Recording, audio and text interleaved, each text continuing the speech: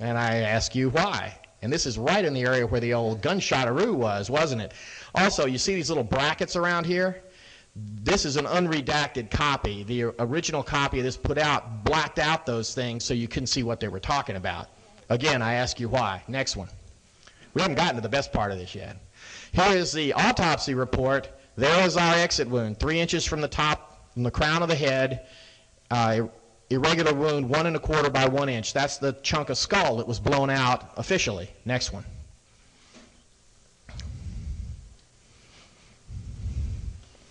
Okay, scoot this down, or move it so we can see the top of the page. I think you have to scoot it. Okay, up at the top, reproduced at National Archives. I dug this up this summer, sadly for Mr. Starr, 4 days after he turned in his report. Because I gave Mr. Starr everything I had, but I couldn't turn this into him because I found it 4 days late. This is report of investigation by medical examiner. Remember that? Good old Dr. Hout. Couple of things I want to show you here. Scoot this one so this part ends up here. Bring it. Cause of death. Perforating gunshot wound, mouth-head. Remember that? Okay. You're going to see a blow up of this in a minute. I haven't jacked around with this. These are conformed copies right off a photocopy machine. They got to the end here. Perforating gunshot wound, mouth ran out. Somebody came back to the next line, and they centered a word here. It appears to be a 4-letter word. I don't know what it is. But they put it, there are 3 logical places to put one word that spills over the next line. Left justified, right justified, centered. Person picked the center. Somebody has 95% obliterated that word and typed in the word head.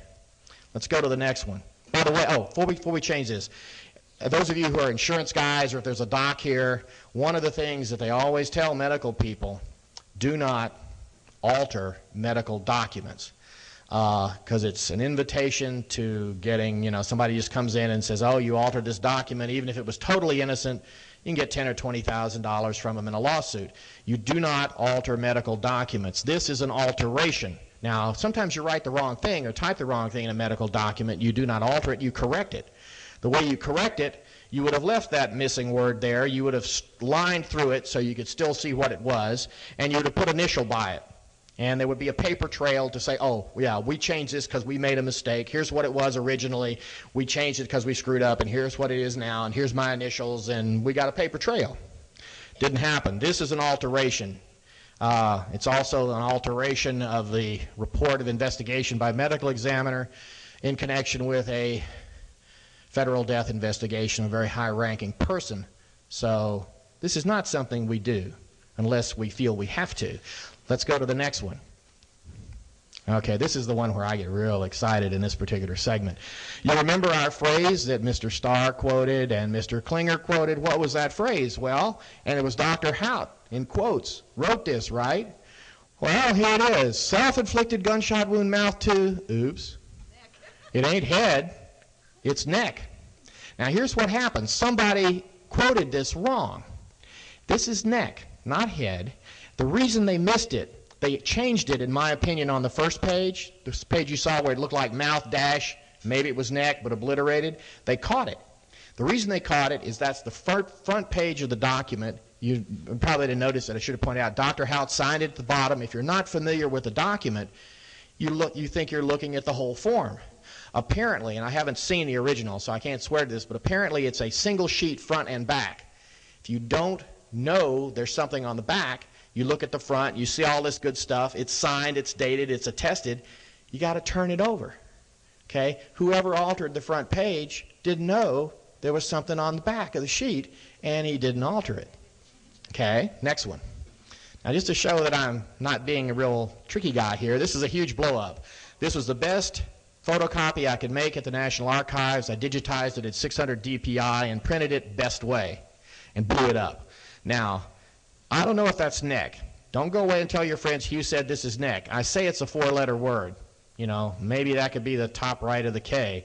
But take a look at head. I think what it was done with liftoff tape. Somebody came in with a correcting selectric, which, although they are archaic, our government still uses a lot of correcting selectrics. They put the form back in a typewriter, and struck, knocked all this out. However, when they rolled it back in the typewriter, it didn't line up perfectly. The type was a little high, and so it didn't eliminate the very bottoms of some of these letters. If you look at head very carefully and draw a line right across the bottom, I think you'll find that it's about 1/12 of a line higher than the bottom of these numbers. So somebody went through, lined it up best they could, lifted this stuff off, and then typed in head so it would fit the autopsy report. And head is a little bit high. That's why this part was a part that wasn't lifted off. You know, this is not brain surgery, no pun intended. Okay, I think Mr. Wizard's little kids could figure this out. Next one. Oh, just to show you that I didn't do any hanky-panky, this is a blow-up of mouth to neck. That's clean. That's what the doctor wrote on the back. Next one. Oh, okay. Let's just say, all right, pretty good story so far, Hugh, but can you nail the door shut for me? Okay. How about we go and take a look at the handwritten FBI interview notes where they interviewed the lead Park Police investigator in charge that night at the body site. Note I don't say death scene. I don't think he died there. Because they, after all the pictures were taken, they rolled over the body and checked out his wounds. So presumably, the handwritten FBI interview notes of the lead Park Police investigator at the body site that night might tell us something about the wound. And here's what happens. This is an explanation over here. You can read if you want, but this is handwritten. I've kind of typed it over here. This is the FBI agent writing down what the Park Police investigator in charge at the body site told the FBI agent. Dr. Howard arrived and asked what was time of death. Body was rolled over by Rolla, that's the investigator, to fully something. And there's a word that's lined out here, I don't know what it is, to fully investigate extensive blood on back of shirt. Then we have the words back of head, and they black it all out. There's a lot of this material is redacted. The typical reason you redact something is Julie Jones is being interviewed and we redact out her home address, her home phone number, her date of birth, her social security number. We also black out things that would materially interfere with an ongoing investigation. There are some other exceptions under the Freedom of Information Act. There are about 6 of them, I think. We have a lot of detail, as you've seen, on the official existence of the wound. Nobody blacked it out. Nobody blacked out the official explanation of what it was.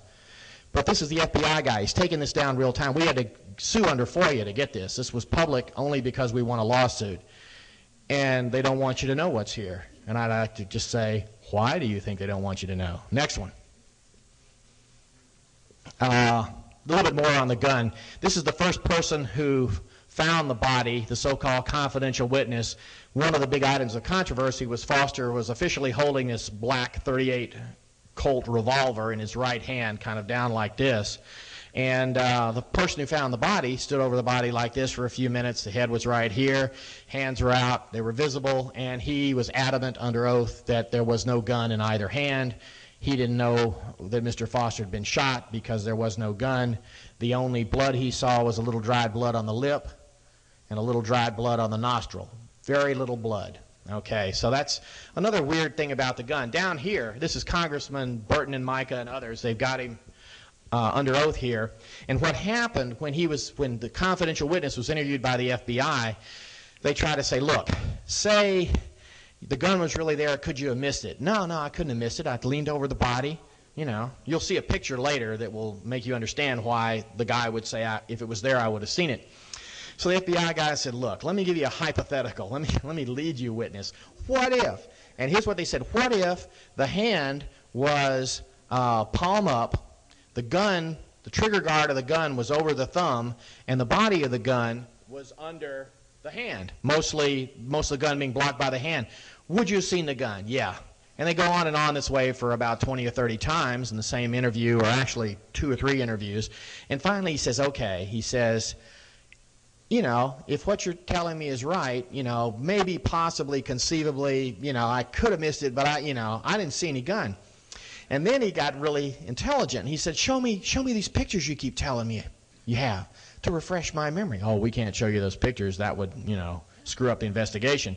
But what happened was after he was interviewed by the FBI, the congressman put this confidential witness under oath, and they showed him the picture for the first time. He'd never seen it. And here's what he said.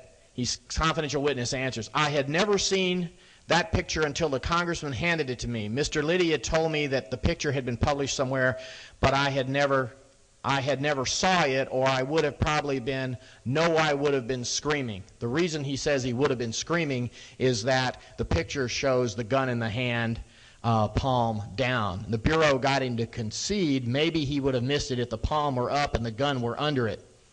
And so he's saying, hey, I didn't see a gun. Next one. Oh, by the way, you should know, you lucky dogs, I have 20 hours of this material. You're getting some of the better stuff, but I do have 20 hours of it. Okay, now, we got the first policeman on the scene. He gets to the body because the confidential witness caused a 911 call to be made, dead body in the park. Park police responded. This was an officer, first officer to locate the body. Curiously enough, he is under oath, and what does he say? Apparently, people at the scene were pointing this gun out to him. He said, "Do you see the gun?" To you, "Yes." "What did you say?" "I said, no, I don't see any gun." He's the first policeman at the scene. He's in charge of securing the scene until the investigators arrive. Obviously, a major component of that scene is a potential death weapon. He is right over the body, and he is adamant and repetitive under oath, "I never saw a gun."